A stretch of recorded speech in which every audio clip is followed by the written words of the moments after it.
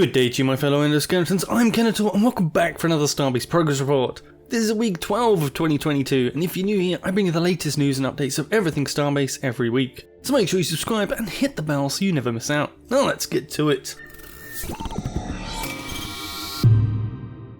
The new heat mechanics were finally revealed to Endokyne last week, and of course they had to do it while I was on holiday. This info was sent out via a feature video from Frozenbyte as well as a wiki page explaining a lot of the mechanics in more detail. Links for both are in the description. And I can only hope Axeli's wish here comes true in the future and we get an in-game wiki so people don't have to use external sources. Maybe one day. So I'm rapidly catching up and testing the new system myself. As a general overview, I think these changes are great, and as I expected, this is indeed a precursor to the heat detection mechanics and possibly more later down the line. So yes, ships will need an update, but this is nothing new when it comes to ship updates and new mechanics. For the most part, retrofitting a ship will be easy except for the smallest of ships, for which I've already seen people complain there's no smaller heatsink. While I understand and sympathise with the argument, there's always going to be a limit. Something for how small you can go, and some for how big you can go, and they will never be enough for some people. While I have no info on if smaller heatsinks will come at a later date, I would say don't expect them anytime soon. For now, let's focus on the great first step forward for heat detection mechanics, which are wanted by a lot of people, and acknowledge that we just got some actual progress to appear for the game. And most notably, and this one's important, our first reduction in device spam. As for my initial tests with the system, it's not quite there yet with some heat values not being correct, but this is to be expected with such a large overhaul. We should expect to see another PTU update to address any of these initial issues this week. Another important thing to note is how much enhancers have changed. They no longer work on fuel chambers. I'll repeat that, they no longer work on fuel chambers. They are generator only and now affect only the generator they are attached to a maximum of an extra 1000 energy per generator,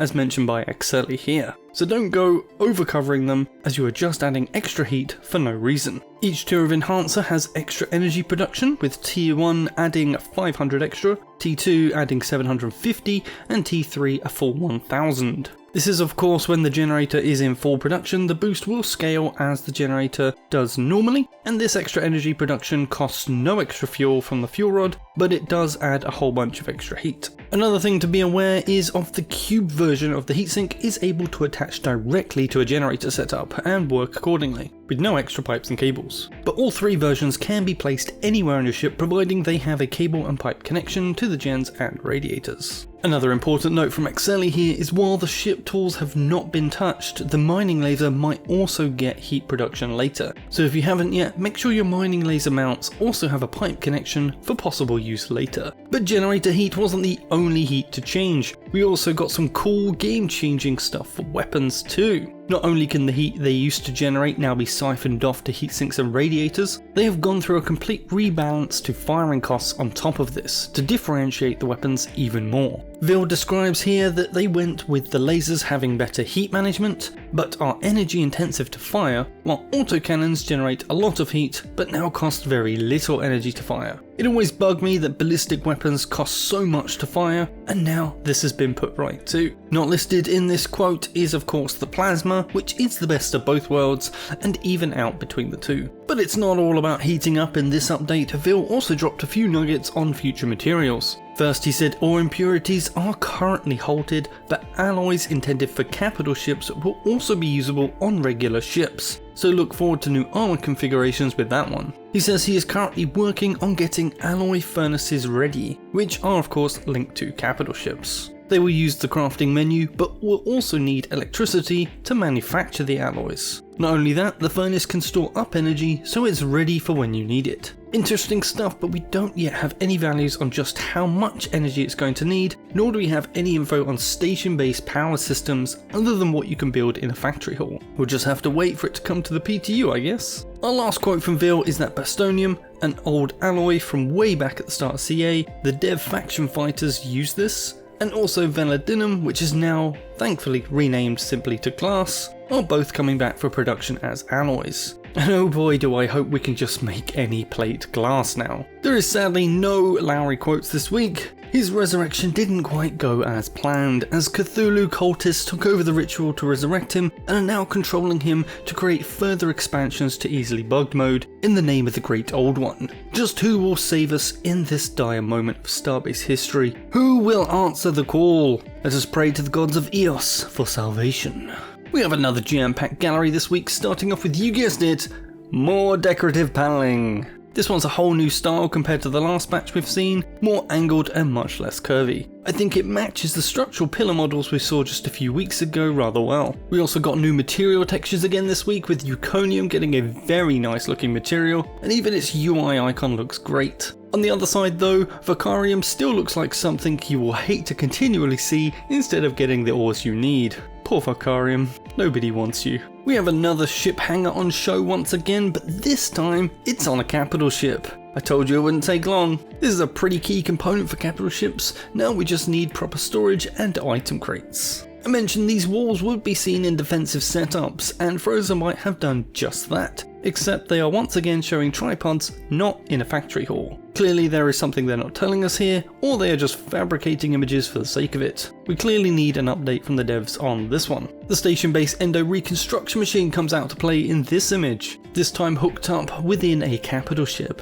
This same setup with the resource network will be how they work on stations eventually, when they finally get their own resource network. Our last image is of the Siege terminal finally in working condition. There can't be much holding back testing for Siege on the PTU now, and I think we may start seeing it as well as events for testing it on the PTU within the next month. Now diving into this week's general update, we kick off as always with recently completed features, which starts with the towing beam. Taking a fair chunk of time, 13 weeks work, this device replaces what the cargo lock frames and cargo lock fields used to be able to do. Obviously for gameplay reasons they wanted the different mechanics and cost involved in transporting other ships, thus the creation of this new device. This was also recently nerfed to cost even more energy to tow a ship, and if you don't know, there is an energy cost per ton of ship, and this was increased. Changed module outlines in build mode. This one's an interesting one because it's for moon bases, something we haven't seen many changes for as of late. This will set an outline of a part to yellow instead of blue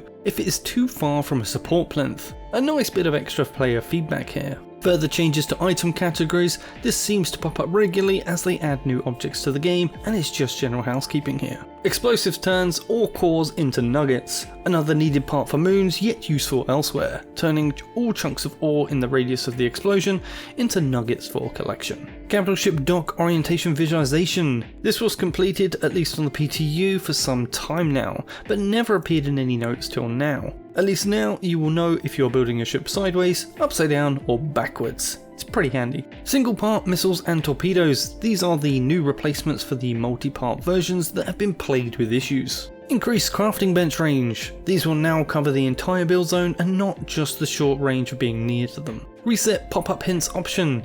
This has been added to the tutorial section in the settings. It does exactly what the name implies. And lastly, increased range for copying objects. As I noted in last week's station focused update, the range for selecting an object to copy for further placement has been increased. Moving into the newly started features now, and we only have a few this time round. Chat log feedback when entering anti-gravity zones. This is similar to entering safe zones. You get a little system notification in your chat box, and this will most likely be done in no time. Renaming ship blueprint save slots. The on-ship saving of blueprints comes with 3 slots. You can select which one you wish to repair to when in the repair hall, and this will just add the ability to name each specific slot for your ship on a ship-by-ship basis. Disable lens flare effect option. Praise the lords of EOS for this one. Personally, I hate lens flares. They certainly cause plenty of eye strain in the designer sometimes too. Having this will certainly make a lot of people happy. And lastly, the big one to keep an eye on, ship insurance. Now this is still in design, and it will probably take them some time to hash everything out in a balanced and non-abusive way to stop people from cheating the system, but it's underway nonetheless. And that's it, you're all caught up for this week's Starbase news. Don't forget to come drop by my Discord or chip in to support the channel via Donorbox or YouTube memberships. All my monthly supporters are listed at the end of my videos and all get access to a supporter channel on my Discord, as well as my eternal gratitude. As always, please do smash that like button, share this video with your friends and faction, leave a comment with any questions you want answers to, and I'll see you in the next one. Kenetor, out.